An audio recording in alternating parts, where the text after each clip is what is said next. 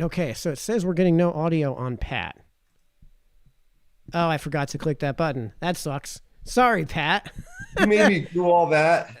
That was a solid 8 minutes of silence for Pat. Sorry, folks. I don't know if I could do that again, Mike. Let's try it Yeah, again. yeah. You Okay, I'm want going to to do? give. So let's just do this real. Let's just do this in like one question. So Pat came here from Norwalk, married his wife here, and moved to New Fairfield, settled down, started a family, and his kids now are one's 18 and the rest are older than that. Some are out of college, some are still in college, and that's what brought him to the 108th District. Served as the chair of the Candlewood Lake Authority, and if you want to just talk about, we're going to get into your committee assignments in just a hot minute here. So do you want to just briefly go over? Well, before we get into that, let's just talk about the 108th District, because I showed everybody the district map and the changes from 2020 to from prior to 2020 to today. So do you have anything to add to that district map, and especially how you come to define the spirit of the 108th District? Well, I'll give the for those of us older, the Cliff Note version of what I just had talked about. Basically, my over my shoulder and over my head is my district. That's Candlewood. Behind me, taken by my buddy Bill, who's a water ski friend of mine and a 787 pilot for United. And as I said to Mike, right over the top of my head is Long Island Sound. But my district has 4 towns that border Candlewood Lake. And when I was running the Lake Authority, as I mentioned before, and I'm so glad it wasn't my fault we didn't have audio, Mike.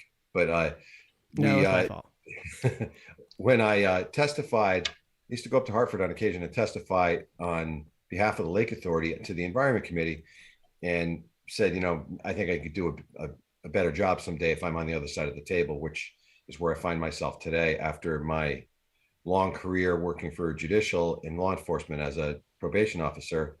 I got elected and switched gears to the legislative action. So the district itself changed a little bit. The nice part is I picked up the rest of New Fairfield. I used to not have the Ball Pond area, and now I do have that. So I picked up, the map changed slightly up in the Gaylordsville area of New Milford. And it changed slightly in Danbury. It wrapped around where Crystal Bay and Koo are, which used to be Tortilla Flat for you older people.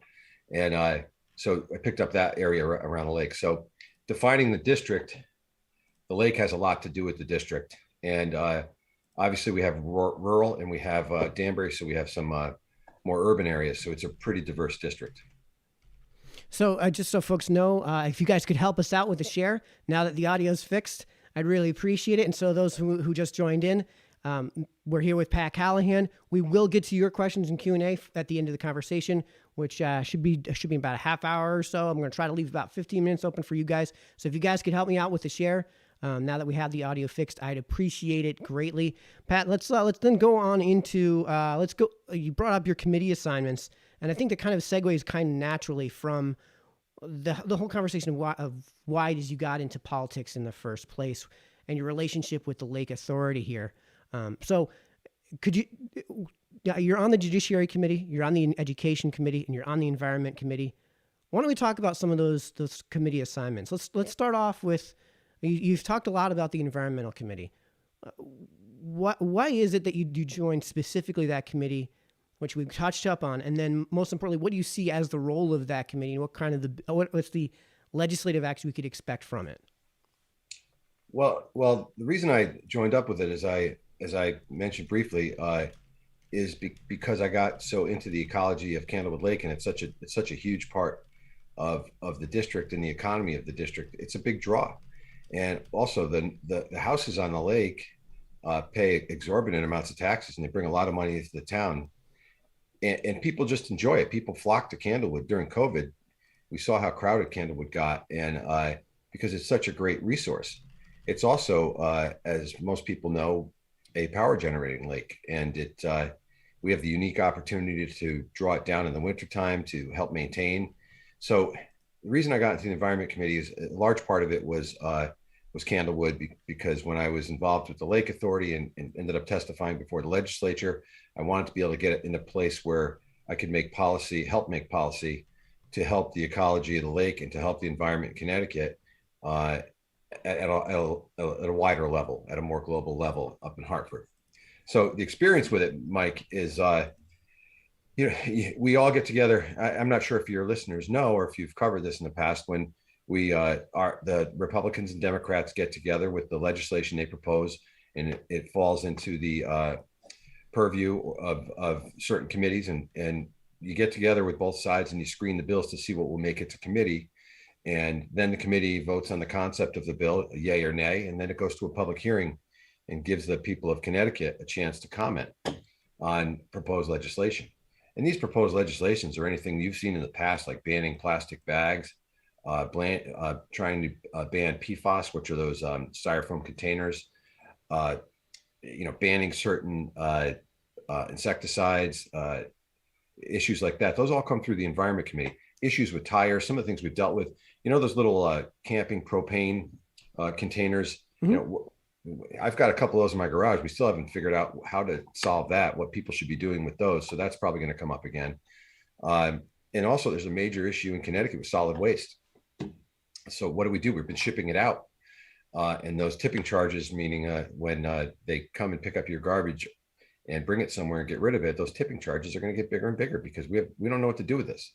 So I'm actually meeting a ranking member on the Democratic side Thursday down at a recycling center down in Shelton, just to meet with them, tour the facility, and see and try and educate myself more on how we can deal with this issue. And that's an environment. And now we've got an issue up our way, Mike, with bears becoming more of an issue. So we just had that young boy attacked up in Morris, mm-hmm. and it continues to come up at the Environment Committee because the bear population is going up and up and up, and where bears smell food, they're going to go and get it, whether it's your living room, your car, or your garbage. And it's becoming a situation where we have to deal with DEP and see what to do about it. I met with a conservation officer a couple of weeks ago who was headed out to a bear conflict conference, and he and I are going to meet up again after he's met with people of conservation officers from the other 50 states on how to deal with these bears, because I think just Connecticut and Rhode Island don't allow hunting of bears. I think we're the only two left. I'm not saying it's open season on bears, but just right now it's difficult to even defend if you're into agriculture. It's tough to defend your own property because no one's sure what to do and what the limitations are when it comes to defending your property or your family with a bear.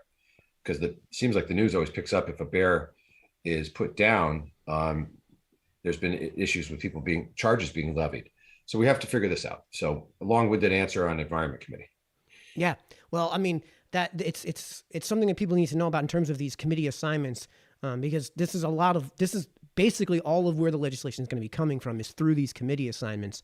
And speaking of which, even though you've been in your first term here, a freshman state rep, there's been, from what I've seen, kind of a lot of sponsored bills that you've had your name to. And that's not to say that's necessarily a good or a bad thing, but there has been a lot. So we're going to jump straight into that just because you have a record. So let's go to that. Let's look to that record to see where we might be able to expect Pat's going to be in 2023 and 2024 if he gets elected. So what would you say in terms of those pieces of legislation? Where's your general area of focus? And I want to clarify that, like, I'm kind of also asking where do you see the argument of gettable legislation that you'd like to see get through and not gettable legislation? Okay. So general areas of focus for you. General areas of focus for me, having a background in criminal justice, we're all seeing a surge in juvenile crime, and that's one of my areas of focus, Mike. And it's a big deal because I've had 2 cars stolen. I live in a way back neighborhood in New Fairfield, and I've had 2 cars stolen, my house broken into. When I ran probation in this part of the state, we used to supervise on adult probation 16 and 17-year-olds and up. Then when Governor Malloy instituted raise the age, the 16 and 17-year-olds were kicked down to juvenile court. There's good and bad aspects of that, because by kicking those cases back to juvenile, it pretty much gave 16 and 17-year-old kids a free card to steal a free get out of jail card to steal cars. And the kids who stole my cars were stealing up to 80 cars. They were stealing up to 80 cars a month. So we're just some sanctions on, and everybody makes mistakes, and people who are watching, and for you, Mike, yeah, you got to understand, to get arrested and jailed in Connecticut is difficult. There are no less than 7 pretrial programs you're eligible for before you're ever looking at a record or jail time, unless it's an A or B felony, obviously. But if you're arrested for a car theft right now, it goes down as whatever the car is worth, and it's levied into the general statutes at whatever the car is worth. We proposed legislation last time that if you steal a car, you steal a car. It's a new category, car theft. Because if your car, Mike, is worth $5,000, my car is worth 10, and somebody else is worth 80,000, but that's your way to pick up your kids, go to work, go to the store. It shouldn't. That's your connection to the outside world for most people, and you shouldn't be penalized for having a car of lesser value. And when these kids are getting arrested for these car thefts, and then they get out, they're doing it again and again and again while their case is pending. So we tried to pass some legislation for some more pretrial electronic monitoring, and the majority party had some problems with it. But I stood up on the House floor and said, "Listen, we use this all the time in probation, and it helped the kids because if you don't address these crimes at a lower level, and there's no consequences at a lower level, then what happens is they go on to bigger and bigger crimes, and then you're out of pretrial programs and you're looking at jail time. So addressing the behavior at an early level to show there's consequences for your actions. Obviously, we have interventions with drug and alcohol, mental health. That's all part of juvenile and adult probation. But we're having a hard time getting these things through the Judiciary Committee and also onto the House floor. So we have, if you go down to the Danbury Mall, I'm sure some of your listeners do all the time. I was down there in June for a retirement party with a bunch of probation officers and police officers out on the deck of Barbers. While we were standing there 5 o'clock in broad daylight next to Dick's Sporting Goods on their patio, a car pulled up with a bunch of juveniles in it with hoods and masks on, and went at the second car from the front door of the restaurant. They started jacking up and got a Sawzall out. We're about to cut the catalytic converter out. The gentleman walked out of the Dick's Sporting Goods and yelled at them. They confronted him, threatened to beat him up. At this point, we all realized what was happening and exited the patio and went to help the guy. They had a car full of battery-operated Sawzalls and full of catalytic converters. So they're driving around broad daylight, and the gentleman who owns the restaurant said this happens once a week. So because there's no consequences. So we did pass some legislation last session that if you go to sell this catalytic converter at a junkyard, because they're worth a lot of money, as you know, they have some precious metals in there, that you have to provide valid ID and track it like you would if you sold something at a pawn shop.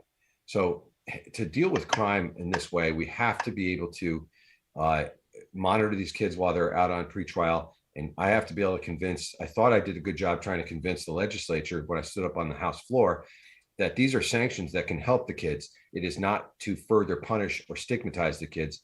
It's to help them from getting in deeper water, hot water later on. And let me tell you, I supervised a lot of probation officers. When we used electronic monitoring, kids sometimes would be wrongly accused. And if I've got an electronic monitor statement, it proves where they were. So a lot of times it helped the kids. And I could go to the court and say, this kid's been on electronic monitoring and he's had perfect attendance. And he's home, he's doing what he's supposed to do. He's not going out late at night and causing trouble. Now, if I don't have the electronic monitor, I can't go to court and swear in court that that's the case. So there are some things with judiciary. I hope to get that through. Now, long-winded answer again, I used to supervise a sex offender unit. So I found out in speaking to police officers during my first session, that it is not a crime in Connecticut. You or I as an adult, if we were to go online, and I hate to use me and you as an example because we would never do it, but you go online and you start talking to a minor through a video game, computer game, all the various different social networks. We could say anything we want to that minor, Mike, anything. So what happens is you get a situation online where these adults are grooming the children, saying wonderful things about them. You're beautiful. What a great athlete. You're so smart. I have to stop you because we're on Facebook and YouTube, and there's a 2-word phrase that you can't use on YouTube, or they'll cut the stream off midstream. And so if you need to use those 2 words, please use the euphemism cheese pizza, CP. You can't use those two words on YouTube, or you'll get kicked off right away. So cheese pizza. Cheese pizza. Use your imagination when we're talking about kids and introducing them to adult situations, what that might be if you have to use those 2 words. Okay, but the bottom line is the legislation was to make it a crime if this grooming was going on online, and it doesn't happen very often. But the board and the legislature lit up completely green, meaning everyone in that legislature voted for the legislation that myself and Representative Wielander from the Democrats worked on together. It just never made it upstairs to the Senate. So we're hoping to push that through. Yeah, I was going to ask you about that. That's House Bill 5468. It's in my notes here. There was 45 sponsors to this bill, and Pat was one of them. And I understand that it made it through the House. Is that correct? And Yes. And it's just it's on the Senate. It was put onto the Senate calendar as number 535 in April of this year. It's now October. And to me, this is something where if folks go home and look up House Bill 5468, please do that. If you read the text of the bill, this is one of those ones where I'm curious as to know how on earth this wasn't illegal in the first place. Well, it wasn't. Sorry for my dog barking. My son's coming home from the gym, and it's like she hasn't seen him in a year. Sorry, my wife's trying to calm him down.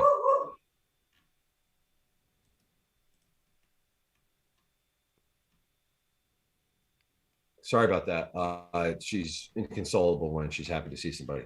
So why is it not illegal? It's a good point, because when we do go to make legislation like that, Mike, first thing we do is our researchers and us get together, and I wrote the bill with Mary Wielander on the other side, and we look at other states and what they're doing. And there is some federal law there, and there are several states who have this in place already. Connecticut, you just don't think of everything, because as technology changes, sometimes the law needs to change. So in Connecticut, it's not a crime unless you exchange pictures below the equator. So we look to change that, and we're going to. And what it ends up being, I hate to say, I don't want to say any wrong words on Facebook, but you don't want this to turn into what they do is they get talking to these kids. I mean, it's a short enough. The meat of the bill is short enough. It's like 6 sentences. You mind if I just read it? Go ahead, read it. All right. So this is section 1, part 4B. A person who is 21 years of age or older is guilty of harmful communication with a minor when such person uses an interactive computer service to knowingly persuade, induce, entice, or coerce a minor, first things first, to do anything, because it's coercion, to 1, share a photographic or other recorded image of the minor for the purposes of providing sexual gratification to the person who requests that image to be shared. Again, how is this not already illegal? 2, share a photographic or other recorded image of the minor, which the person who requests the image then disseminates to one or more third persons for the purposes of providing sexual gratification to such third persons. 3, engage in any communication of an inappropriate sexual nature. 4, engage in any communication that is part of a pattern of communication or behavior designed to form or maintain an inappropriate relationship. Or 5, engage in any communication that is harmful to the minor. And then you guys have definitions for what all that stuff means. Right. And the thing with it was so common sense. Real quick, Class D felony. Yes. And the thing was with the population that I supervised, and I don't want to say the words, they know exactly what lines not to cross. Oh, yes. The P word, you can't say the P word either. Okay. So they knew what lines not to cross. So this not being illegal in Connecticut, it gets exploited by the people who you would expect would exploit it. So yeah. By raising the bar on the law regarding minors, it would have done a lot of good. Why it didn't make it upstairs to the Senate, I don't know. I was a freshman. Do you think it's DOA or is it just stalled? It's not DOA. It's going to come back to I'm going to introduce it to Judiciary Committee this coming session, and we hope to get it up through the Senate in the next session. So I want to shift areas of focus here because I did go through some of the bills that you've sponsored here, and there seems to be a theme, and you kind of alluded to it at the beginning of this conversation, and that theme seems to me to be taxes. So let's start with this. What's your idea of the purpose of taxes in general, and do you have like a ranking of the type of taxes and the methods of collecting them that you would find, where you would say, okay, this type of system of taxation is just morally reprehensible. We can't be doing this. Well, there are so many different taxes in Connecticut. Obviously, everyone who's you and everybody listening knows we're paying property tax, we're paying tax on our gasoline, tax on our heating, tax on our electricity, tax on the delivery of electricity, and so on and so forth. So, I think what we need to do right now are lower taxes that are causing our energy rates to skyrocket. You'll hear it's Putin's fault. You'll hear other things like that. But what's going on right now, your energy rates continue to go up for a few different reasons. Natural gas is a major contributor to our electricity generation in Connecticut. We have a limited capability to pipe in natural gas to Connecticut. And when we hit the colder weather, guess what happens? The natural gas gets diverted to heating your homes and not to the electricity plants. I am fearful what's going to happen to those electricity delivery charges come January. I'm very fearful because everyone who's listening to this knows that your electricity bill probably doubled. And Connecticut has one of the highest electricity rates in the country. And you can all hate Eversource and every other company out there that sends you the bill, but it's our fault that the rates are high because it's regulation and taxation on the delivery of your energy that's causing this. So we have to take a look at a way right now to ease the burden on people of Connecticut, because if you run a business, if you run a home, it's getting nearly impossible to heat and cool your home.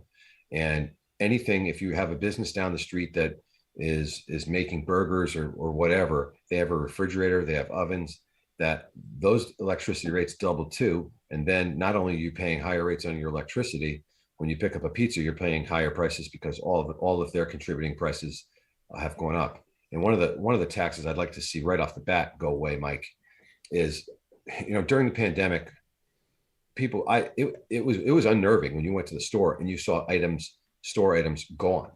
There was no meat, there was no paper products. I'd never seen that before.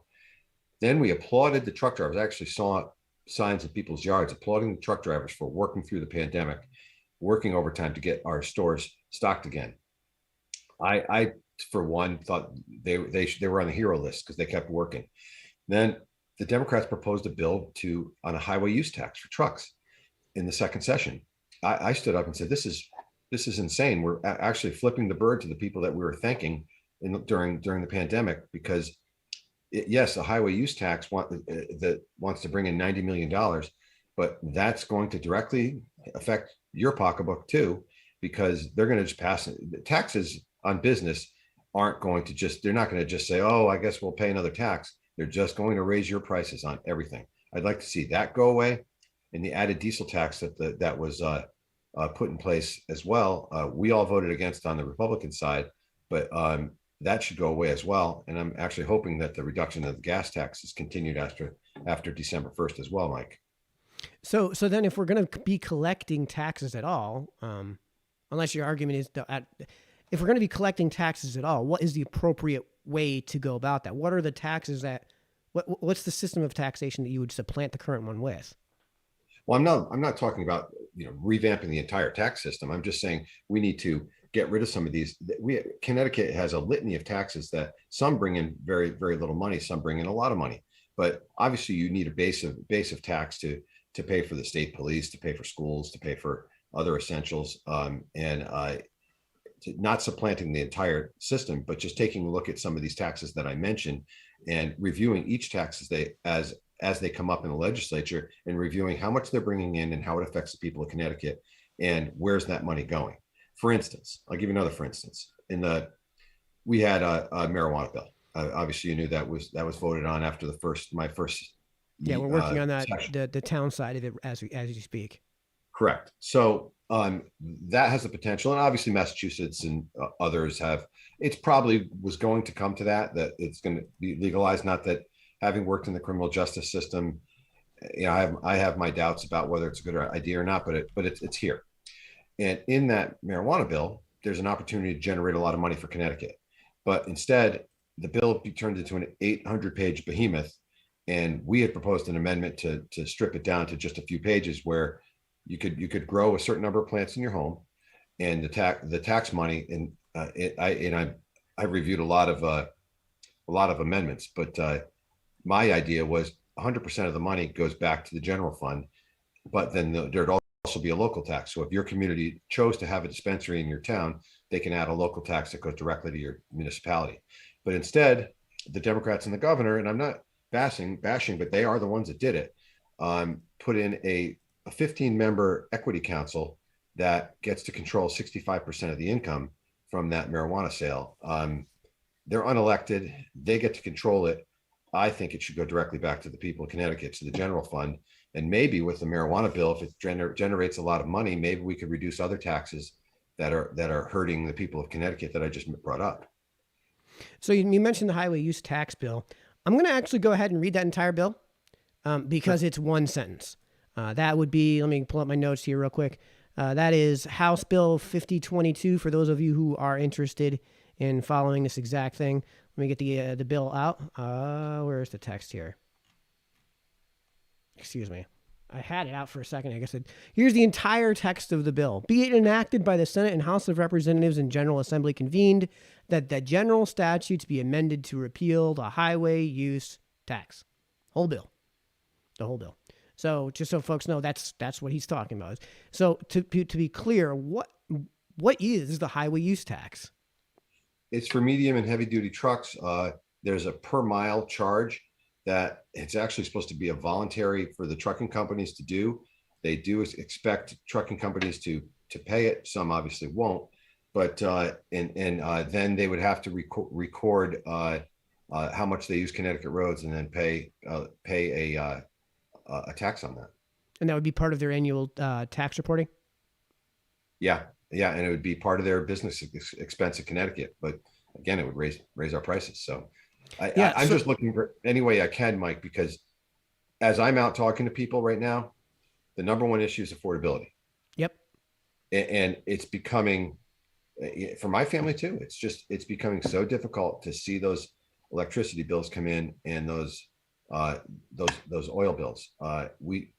It's so many, and we're fortunate enough, we both worked, and we don't make a lot of money, but we scrape by. But these added expenses now are adding up to about $1,500 more a month for families.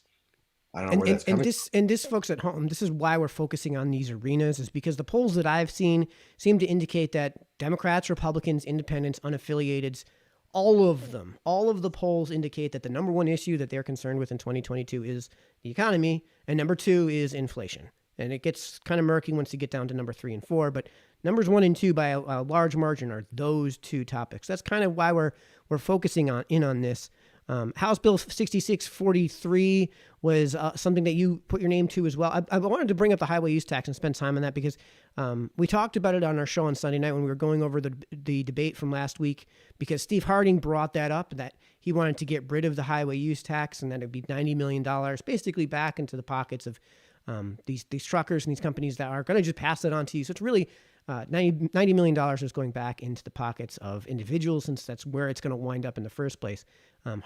Steve Harding, who's running in the 30th here which covers New Milford, and Billy Mo Buckby, who's in the 67th, also put their names to that. But just moving on briefly, you did manage to get passed through both sides of the legislature House Bill 6643, which was one that would allow towns to allow provisions for certain property tax deferrals.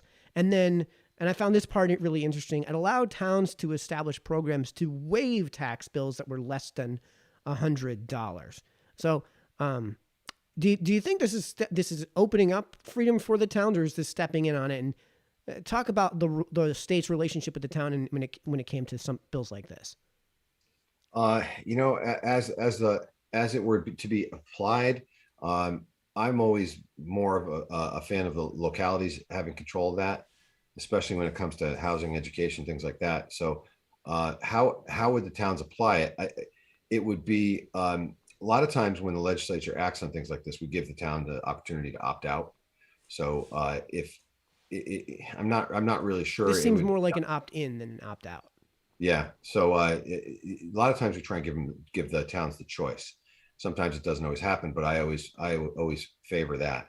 The opt-in, frankly, Mike, I'd have to. Sometimes you read so much, I'd have to refresh my memory on that one. Okay. All right. Well, I don't remember absolutely everything about everything I did. Well, no. I thought it was an interesting thing because it was a bill that would say to the towns essentially, or at least this was its goal. If the towns want to not charge, one of the things was not issue bills to their residents when the whole bill is $100 or less. They can choose just not to send out that bill. Correct. Yeah. So I was hoping to get your devolution is the word I was looking for. The role of devolution when it comes to the House, when it comes to the Senate, when it comes to the state legislature and the town governments. So yeah, I think I'm following you. Just passing some of the options for taxation completely back to the towns. Is that what you're saying? Well, devolution is the handing over decision making and authority Right. to the lower chambers. Correct. Yeah, and as far as the bill you're talking about, I'm not that familiar with it, but in concept. As I stated when we started this part of the conversation, I'm always in favor of giving the towns the choice and giving the localities the ability to make those decisions. How about when it comes to zoning? Zoning, 830G creates a mess because right now we've got opposing positions on that. You've got desegregate.connecticut.org and CT 169 strong on different sides of the equation.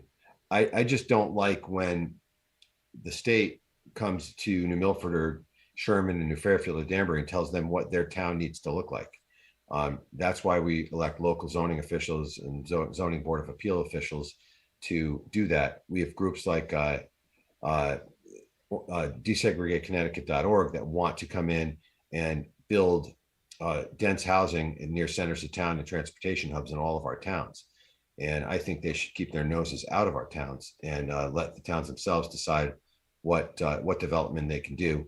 When it comes to small towns like New Fairfield and Sherman, 830G is looking at getting a minimum of 10% affordable. Now, the definition of affordable is different in each one of our towns, depending on the median income. But it's very difficult to meet that threshold in a small town like ours, like New Fairfield or Sherman and New Milford. But it's 830Gs, I think it works in favor of the developers more than it works in favor of the state or the towns. Well, it's been. There are some who would say that it's been abused as a way to get around local zoning laws. So it also sounds like, I was going to ask you what you think the state's role should be in local zoning. It sounds like your answer is essentially none. Do I have that correct? Pretty much, essentially none. All right then. So we're going to move on to some topics here that I didn't think we'd have time to get to, but we do. So since we're closing in on time for Q&A, folks, get your questions in now. If you guys have questions for Pat, this is your opportunity to access your candidates here. For those of you who wanted to be able to get this opportunity, this is the time, this is the place, this is the way to do it. So get those questions in, and we'll be getting over into the Q&A part of the conversation shortly. So let's talk about, since we talked about devolution, let's talk about then, say, the balance of powers. So I think one of the biggest news stories from the legislature over the last 2 years is that, was the granting of extension of emergency powers to the executive body. I want to say it was 7 extensions. So I'd love to hear your thoughts on the granting of those emergency powers and the number of extensions you were on board with. Well, when I got there, there was already the pandemic was in full swing, and there was already some extensions going on. But when I got there, I voted against extensions of power. I thought any action that was taken could come through the legislature, because we can be called into session at any time. And I didn't like that. And the governor did a decent job of some aspects of managing the pandemic. But when it came to the constant extensions and the constant executive power grab, I was not in favor of it. So as the pandemic was weaning back, I thought we were in session, we were working, drop it on our laps. All right. So your answer is that you were in favor of none of the ones that came to that at least you were capable of voting on, because you're right. There were some extensions that happened in late 2020 that you weren't there for. I voted no on extensions of power. We have a legislature for a reason. The legislature should legislate. Okay. Yeah. So on that note, then, since you mentioned some of the things that the governor did, and as it relates especially to the classroom, Bob Soskanowski just came out about a week or so ago saying that if he was elected governor, he would never sign into law or through the executive authority any requirement that local schools have a vaccine mandate for enrollment into their public schools. Where would you stand on the Connecticut legislature legislating a requirement upon the local schools to have a vaccine mandate within their schools? But you're talking about COVID mandate. Yes, not any vaccine, specifically the COVID vaccines. I would fight it tooth and nail. There are still so many problems with this COVID vaccination and so many adverse effects that are being reported that I would never be in favor of adding this to the schedule. All right, then. So speaking of that, then, since that's probably not something that's exactly popular necessarily on both sides, since we're getting close here, let's just finish with this. You're going to probably be in something of a minority position if you do get elected, and you have experience in the minority position. So what is the strategy? What's the vision for getting legislation passed from within the minority position? And it's not a 49 to 51 minority. It's probably going to be something close to what it's historically been, which is a super majority, if we're not kidding ourselves here. So what is the vision for getting legislation passed from the minority position? Well, it's tough. As you know, right now, Mike, we're 97 to 54. And that makes it very difficult for us on the Republican side to get legislation through the committee process. And that's when I talked about earlier in the screening process is so important. And that's where both sides, the ranking members from the Senate and the House on each side, get together and decide which bills will go through. And at that level, I have not been in the screening room as a freshman. But what they do is you got a stack of bills, ours and theirs, and you try and make a deal on which ones you can get through. And then, like I mentioned with 5468 and the grooming of minors, developing the relationships on the other side in my first session was difficult, because a lot of the first session was done. You're sitting in your office at the legislative building. I wanted to be in my seat in the legislature because a lot of the people you only knew as a video screen in a cube and a video screen. And once we did get in the House, I really started developing those relationships on the other side of the aisle. And a lot of work is done in the hallways where you're meeting people, you're talking. And like I said, I'm going down Thursday with Democrat Representative Gresco down to the recycling plant. And Joe's a great guy, and we work well together. We're on different sides. So having those relationships and trying to agree on legislation that helps and not hurts the people of Connecticut, and being able to communicate that is something I think I've gotten pretty good at, because I respect that everyone who's sitting in that room worked hard through this tough campaign seasons and got themselves elected, and they have every right to be there and have their point of view. And I want to see what their point of view is, how it can intersect with mine, and how we can get legislation forward that works for both of us, and never getting the name calling. One thing my father always said to me: once you start name calling, you've lost the argument. So it's never ever gets to that. Listening and trying to figure out what their goal is and what our goal is. There's got to be some common ground when it comes to legislation. But being in such a minority, and you're right, we probably will be again. I hope we pick up seats. It's difficult to. When I was my first couple of years, when you're standing up and you have knowledge, if it's something that falls in the purview of judiciary or environment, and I have vast experience with what I'm talking about, and you're standing up and trying to convince people one way or another, and there's not a lot of listening going on because they have such a majority on the other side. They can do whatever they want no matter what I say. But as the second year came into play and you develop those relationships, now there's more and more people sitting in the room when I stand up to talk, because they know I'm speaking from not only from the heart, but from a knowledgeable point of view. When I don't stand up and just bloviate about everything.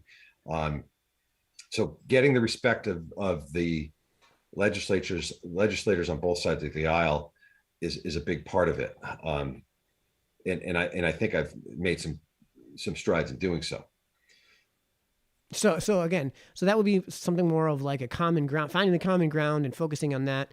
It sounds like you're speaking to what I alluded to before, the idea of legislation that's gettable and common ground that's gettable. Yeah, it is. And we're going to reach, both sides are going to reach. Like, I'll say a reach on their side continues to be TCI, the Transportation Climate Initiative. I don't know if you're familiar with it, Mike, but if your listeners, this is just it's just another tax on gas, and that money would be distributed as the legislature. Again, you develop some 15-member non-elected commission, and they're going to distribute this extra taxation money to areas that this group sees fit. But it's also, sometimes I see it as an effort to continue to drive up our gasoline prices to try and force the people of Connecticut into electric vehicles, when I think that should be a free market decision that people make as these products get developed and they're affordable. And speaking of that affordability, when it comes to since we just have just a few minutes here, because I'm not seeing a lot of comments, folks. I'm seeing a lot of your comments.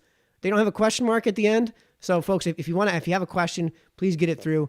If you have a comment that is a question, then we can probably work that into the conversation.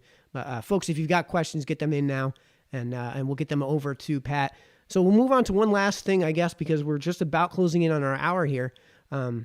So as far as that's concerned, when it comes to reaching across the aisle, how does that work towards things like building a budget? And I bring this up because the state of Connecticut has been, according to the Mercatus Institute, either the most financially insolvent state in the U.S.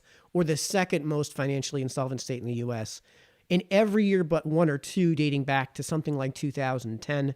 U.S. News World and Report has us 47th in long-term fiscal stability. Ned Lamont did claim, and we've talked about this on the show, did claim that there was a $3 billion surplus in the last budget that was passed. So I'd love to hear your thoughts on how you bridge the gap and get a budget passed. The budget's always so massive, and it usually gets dropped on our desks right towards the end of the session, and then there's the implementer, Mike. So where a lot of this money gets distributed, and what we do is we separate into groups, and we take different sections of that budget and start dissecting it, and try and figure out what we can live with and what we can't live with. Do we have this massive surplus, like is being said? I'm afraid of a fiscal cliff after this massive infusion of federal money is gone. And obviously this massive infusion of federal money to all the states is what's caused inflation. And so it's you've got all this money that was printed and shoved into our states, which is, people are right now deciding what to do with these ARPA funds, and it's great. Some projects are going to be done in our towns, but we're paying the price at the grocery stores and at the gas pumps, because it just deflated your money. But when it comes to the budget, we obviously on the Republican side are a little bit more conservative with spending, and we just try and find areas that can be the least painful to areas that are the most essential. Like for schools, obviously we have there's an ECS funding that we have to get to all the towns, and you've got issues where you have to have services for mental health, drug addiction. There's issues that if we don't address these things, it'll make Connecticut a worse place to live. So it's really hard to answer your question in just a minute or two. It's us dissecting whatever budget is presented to us. We separate it into teams, and we go through it. We try and figure out what is waste and what is not. So this is a great question from the audience. Bob asks, Pat, are you planning a debate with Brendan McCullum?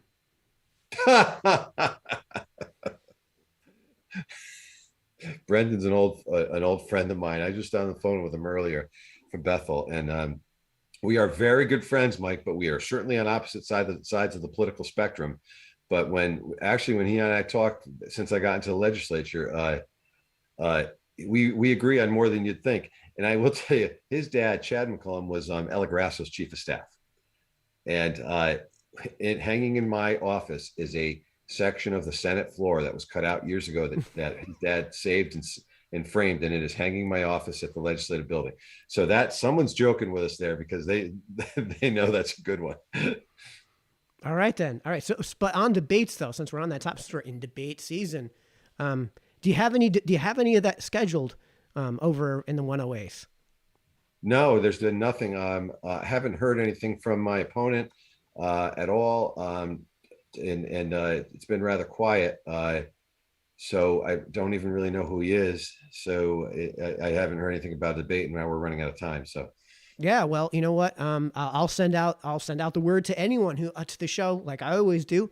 If you're running for elected office in a district in any manner that is directly related to New Milford, I'm happy to have you on as a guest. Don't care what your party affiliation is, and I love debates personally. So be happy to host and broadcast either virtually or in person any debate that anyone wants to have in this in a district that affects New Milford. And because if you're a third party candidate and you've got that going on, then I don't care where you are. I'll try to make it happen because I try to give the third parties attention where I can. Paul asks, and this is kind of another. I like the question, but I'll forward it to you anyway. So Paul asks, where is your victory party going to be? I'm going to send out an email with that. Hopefully it is victory. And I don't really know the guy who's running against me, but I will say when you make that decision to throw your hat into the ring, Mike, it is unnerving. It is unnerving. And you got to have a lot of guts to do it. So anyone on either side who attempts this, I give them a lot of credit. All right, then. So we're just about closing in on our hour here. Let me see if we got anything coming in from YouTube as well. So for those who just said that they're here, thanks Bob for joining in. Thanks John for joining in. Thanks Rich for joining in. Thanks Paul and thanks Ray for joining in. For those who have commented on joining in on tonight's conversation, hope you guys have thoroughly enjoyed. One last time before we go, Pat, how can people follow you? It's best. I have a Facebook page, Representative Patrick Callahan. And I post updates on there. You can also go on the cga.ct.gov, sign up for a mailing list. I don't get into, I just distribute the facts of what's going on in Hartford. And you can reach me through my legislative webpage as well. You get comments on your show. I love to get comments to my email so I can answer questions for people. And I usually spend the first part of my day calling people back and answering their questions and also help. Sometimes people need help with motor vehicle issues, with Department of Labor issues. That we're there for that too. So again, Pat, thanks for coming on. If you can hang out with me just for 1 second while we get everything closed out, and I'll hang out with you for just a minute afterwards, just so we can get everything lined up technically. To everyone who has been watching, thank you so much for tuning in. I always do this show for you guys, so you guys can stay informed on the matter. That's why we have the guests that we have, like Representative Pat Callahan, and we will see you guys in the next one. Good night, everybody.